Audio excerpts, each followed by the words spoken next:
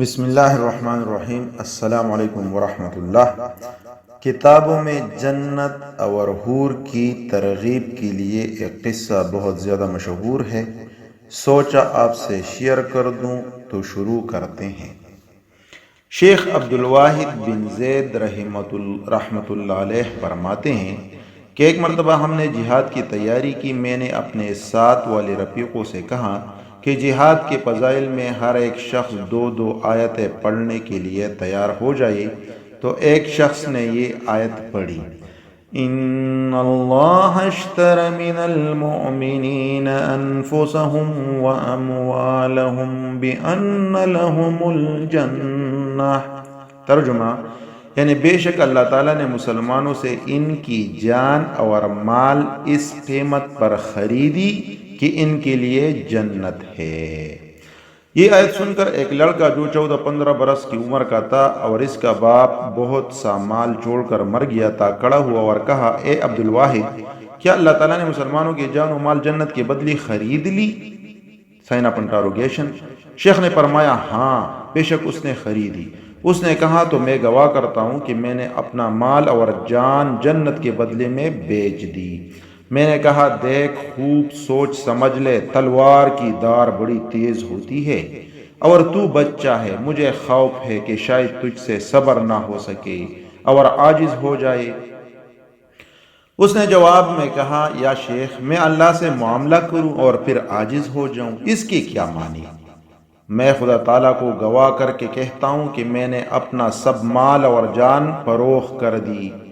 شیخ نے کہا، میں اتنی بات کہہ کر بہت ہی پشیمان اور نادم ہو اور اپنی جی میں کہا کہ دیکھو اس بچے کی کیسی عقل ہے اور ہم کو باوجود بڑے ہونے کی عقل نہیں۔ مختصر یہ کہ اس لڑکے نے اپنے گھوڑے اور ہتھیار اور کچھ ضروری خرچ کے سوا کل مال صدقہ کر دیا۔ جب چلنے کا دن ہوا تو وہ سب سے پہلے ہمارے پاس آیا اور کہا، یا شیخ السلام علیکم۔ شیخ کہتے ہیں، میں نے سلام کا جواب دے کر کہا، خوش رہو، تمہاری بیعت ناپامد ہوئی۔ پھر ہم جہاد کے لیے چلی۔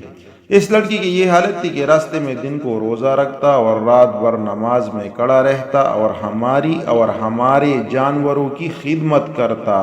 جب ہم سوتے تھے تو ہمارے جانوروں کی حفاظت کرتا تھا۔ جب ہم روم کے شہر کے قریب پہنچے تو ہم نے دیکھا کہ وہ جوان چلا کر کہہ رہا ہے کہ اے آئینہ مرضیہ، تو کہاں ہے؟ میرے رفیقوں نے کہا کہ شاید یہ مجنون ہوئی، یا میں نے اسے بلا کر پوچھا کہ بھائی کسے پکار رہے ہو اور آئینہ مرضیہ کون ہے؟ تو اس نے ساری کیفیت بیان کی کہ میں کچھ غنودگی کی سی حالت میں تھا کہ میرے پاس ایک شخص آیا اور کہا کہ آئینہ مرضیہ کے پاس چلو، میں اس کے ساتھ ہو لیا۔ وہ مجھے باغ میں لے گیا۔ کیا دیکھتا ہوں کہ نہر جاری ہے، پانی نہایت صاف و شفاف ہے، نہر کے کنارے نہایت حسین لڑکیاں ہیں کہ گراں بہا زیور و لباس سے آراستہ و پیراستہ ہیں۔ جب انہوں نے مجھے دیکھا تو خوش ہوئی اور آپس میں کہنے لگی کہ یہ آئینہ مرضیہ کا خاوند ہے۔ میں نے انہیں سلام کر کے پوچھا، تم میں آئینہ مرضیہ کون سی ہے؟ انہوں نے کہا، ہم تو اس کی لونڈیاں باندیاں ہیں، وہ تو آگے ہے۔ میں آگے گیا تو ایک نہایت عمدہ باغ میں لذیذ و ذائقہ دار دودھ کی نہر بہتی دیکھی اور اس کے کنارے پر پہلی عورتوں سے زیادہ حسین عورتیں دیکھی۔ انہیں دیکھ کر تو میں مفتون ہو گیا۔ وہ مجھے دیکھ کر بہت خوش ہوئی اور کہا، یہ آئینہ مرضیہ کا خاوند ہے۔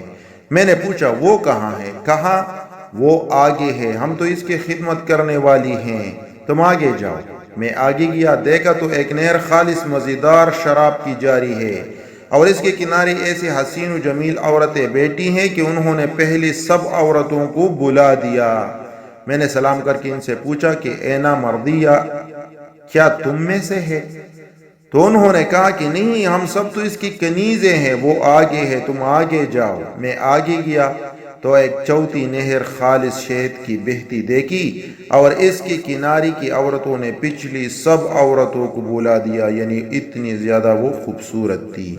میں نے ان سے بھی سلام کر کے پوچھا، کیا کہ آئینہ مرضیہ تم میں سے ہے؟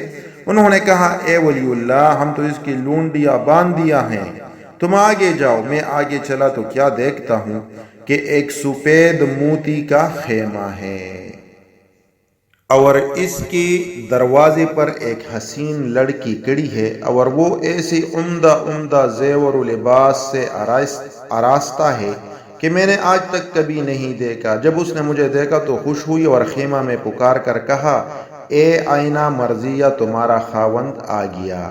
میں خیمے کے اندر گیا تو دیکھا ایک سونے کا تخت بچھا ہوا ہے، اس پر آئینہ مرضیہ جلوہ افروز ہے۔ میں اسے دیکھتی ہی فریفتہ ہو گیا۔ اس نے دیکھتی ہی کہا، مرحبا مرحبا اے ولی اللہ، اب تمہارے یہاں آنے کا وقت قریب آ گیا ہے۔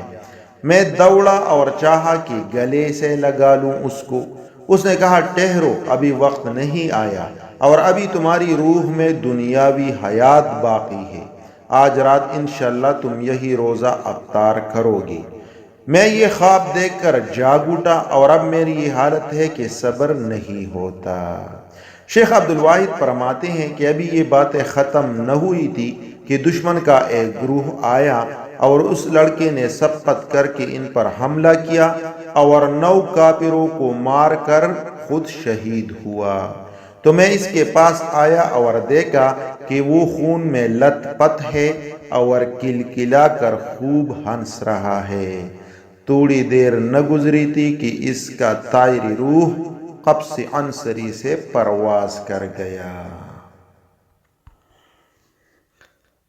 اللہ کریم ہم سب کو جنت الفردوس میں داخل کر دے، آمین۔ جزاکم اللہ خیر۔